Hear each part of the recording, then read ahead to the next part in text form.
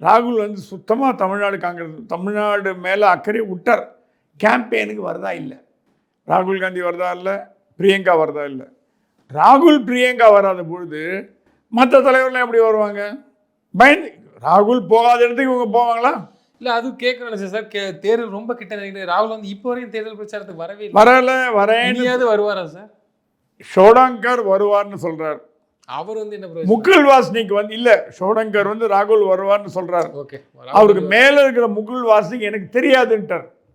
இப்போ ராகுல் காந்தி வருதா இருந்தால் பிளேன் ஏறி வர முடியாதுங்க. அவருக்கு ஒரு வாரம் முன்னாடி என்எஸ்டி செக்யூரிட்டி வரும், இந்த இடத்தெல்லாம் நாய் மோப்பம் முடிக்கும். பிரதமர் ஈக்குவலாக அது கொஞ்சம் குறைச்சலாக செக்யூரிட்டி உள்ளவர் எதிர்கட்சி தலைவர், இஸ் ஆப்போசிஷன் லீடர். அவர் வரதா இருந்தால் ஒரு வாரம் முன்னாடியே கம்யூனிகேஷன் சென்னைக்கு வந்திருக்கணும், காங்கிரஸுக்கு வந்திருக்கணும், போலீஸ்க்கு வந்திருக்கணும், டிஜிபிக்கு வந்திருக்கணும், சிட்டி கமிஷனருக்கு வந்திருக்கணும், எலெக்ஷன் இன்சார்ஜுக்கு வந்திருக்கணும், சீஃப் எலெக்ஷன் கமிஷனருக்கு வந்திருக்கணும். யாருக்குமே தகவல் இல்லை. என்ன அவர் ஏன் பிளேன் பிடிச்சி வரக்கூடிய இல்லை, அப்படி வராமல் மறுக்கிறதுக்கான காரணம் என்ன? இந்த தேர்தல் அவர் முழுசாக வந்து பாண்டிச்சேரியில் என்ன நடந்தது?